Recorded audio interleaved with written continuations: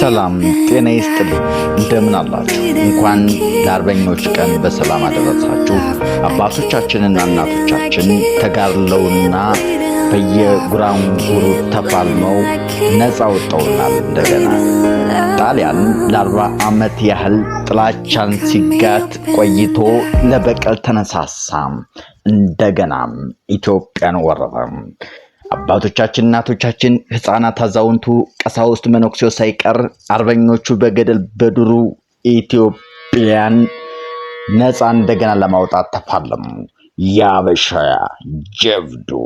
አዶልፍ ፓርሳልክ ነጭ መሰከረውን አብቹ ደራ ዛሬ አዝማሪው ሳይቀርን ስለ ራሶች ጀግንነት ስለ ንጉስ ነገስቱ ታላቅነት ማንጎራጎርን ግፍ አድርጎታል ብቻ የጃንሆይን ብልቱካን የላጥኩ ጃንሆይ ስለ ልጁ ስለ አብቹ በመጨረሻ ላይ የተናገሩትን ቃል ማንሰላሰት ውስጥ ገባው ይህች አንድ ፍሬ ደጃዝማች ከኛ በላይ ጀብዱ እየሰረች መሆኑን እንሰማለን ሲሉ ምን ማለታቸው ነው አብራችሁን ቆዩ እስከማውቀው ድረስ አብቹ ምንም እንኳን በዚህ ጦርነት በጦር ሜዳ የወደቁት ሁለት ወንድሞቹ ብቸኛ ወራሽና በማድረግ ፊታውራሪ ቢሆንም ምንጊዜም ሕጋዊና የማድረግ ስሙን ተጠቅሞ አያውቅም አብቹ በደጃዝማች አበራ የሚመራው የሰላሌውን ጦር አባልና ለመሪው ለደጃዝማች አበራ ታማኝ ቢሆንም የራሱን ጦር እየመራ ከሰላሌው ጦርነት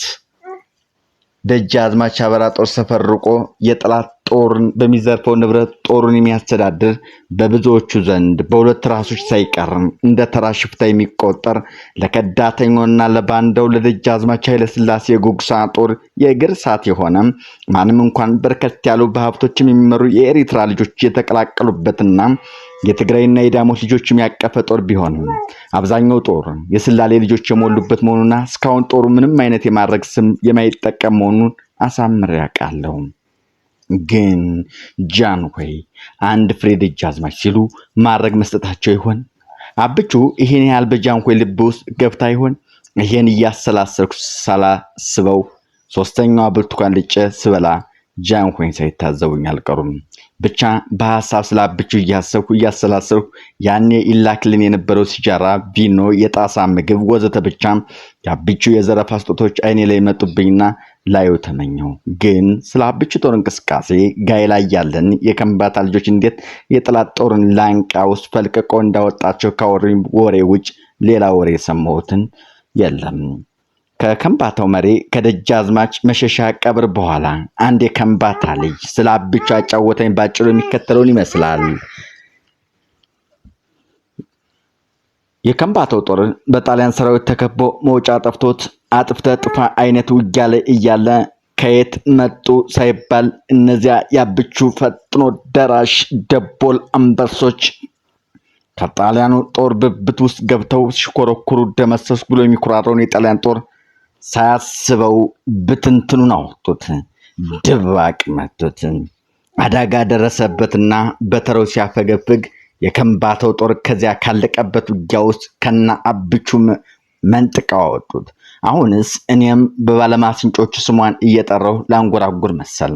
ጃንሆይ ፍራፍሬውን አቅርበውልን ቢያንስ ለሁለት ሰዓት በተንቤን ምን ሰራ እንደነበር ያለ መሰልቸት ጠየቁን እሳቸው ሲጠየቁ እኛ ስንመለስ ብዙ አወጋን ጃንሆይ ሌላው ቀርቶ በጦር ሜዳ የኢትዮጵያን ሰራዊት ምርጥ ምግብ ስለሆነው ስለ ጥሬ ስጋ እንኳን ሳይቀር ጠየቁን እንዴት ነው ጥሬ ስጋ መብላቱን ተላመዳችሁት ሲሉ ላነሱት ጥያቄ ኮሎኔሉ ሲመልስ እንዴት ጃንሆይ ሙዳ ስጋ ተበልቶ ሲሆን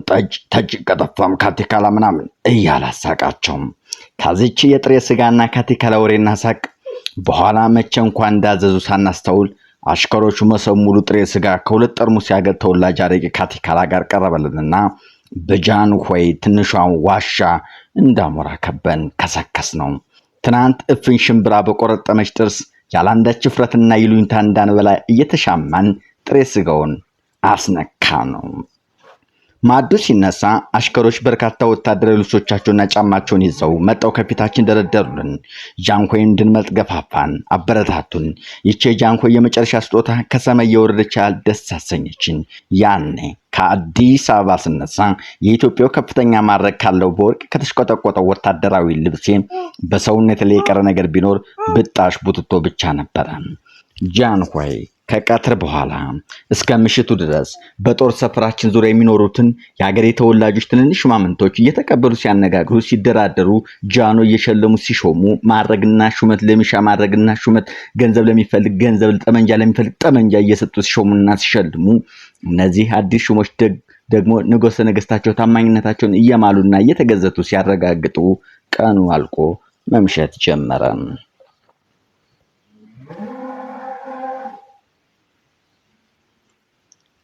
ጃንሆይ ከቀትር በኋላ እስከ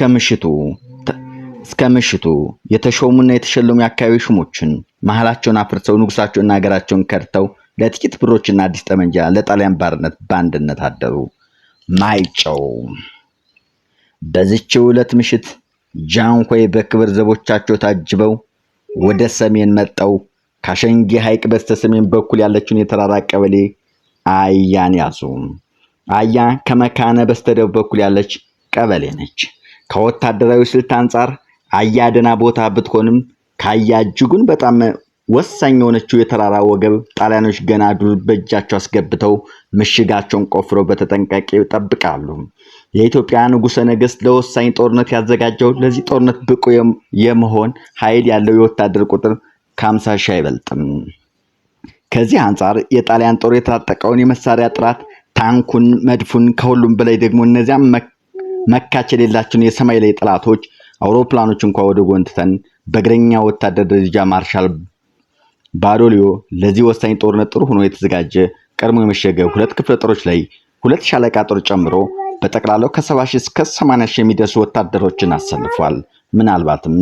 ሊበልጥ ይችላል።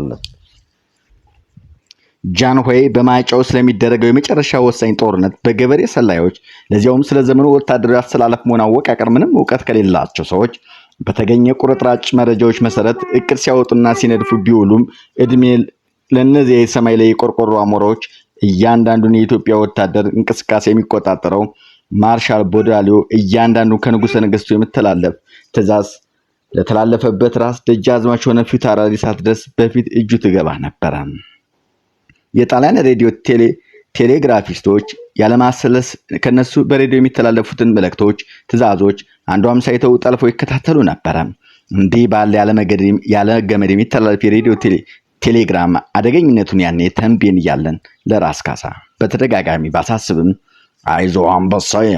ከንጉሠ ነገሥቱ ጋር በሚስጥር ቃል ነው የምንነጋገረው እያለ ሲሸነግሉኝ ጣሊያኖች የሚስጥር ቁልፏን ያላንዳች ችግር እየፈቱ ለእያንዳንዱ ራስ ደጃዝማች ፊታውራሪና ቀኛዝማች የተላለፈ ትእዛዝና መመሪያ እየተከተሉ ለማርሻል ባዶሊዮ ያጎርሱት ጀመር። ጃንሆይ ልክ እንደ ራስ ካሳ ሁሉ ትልቅ ስህተት ሰሩ። ለማርሻል ባዶሊዮ ማይጨው የማጥቃት ዘመቻ ሚስጥር አልነበረም። ማርሻሉ ከፍተኛ የሆነ ችግር ውስጥ ገባም። ጃንሆይ ልክ እንደ ራስ ካሳ ሁሉ ትልቅ ስህተት ነው እዚህ የሰሩት። የደጃዝማች ኃይለ ሥላሴ ጎግሳ ሰዎች ደብዳቤውን ለጣሊያኖች ሲያደርሱ ሲጣደፉ በልጅ ጦሩ ክፉኛ ቢመቱም የልጁ ጦር ያችን የጃንሆይ ደብዳቤ ከጣሊያኖች እንዳትገባ ያደረገው ትልቅ ውጤታማ አልነበረምና ያቺ ደብዳቤ ከማርሻል ባዶሊዮ እጅ ገባች። ጃንሆይ ለራስ ምሩ በዛች በጣሊያኖች በገባች ደብዳቤያቸው ሲጽፉ ጦራችን ይዘን ወደፊት ሂደናል፣ አሁን እነሆ ያያን ቀበሌ ይዘን ሰፍረናል አሉ። ድል ለአባቶቻችንና ለጀግኖች አያቶቻችን ምስጋናና ክብር ይገባቸዋል። በዱር በገደሉ ወድቀው ታላቅ አገርን ላስረከቡን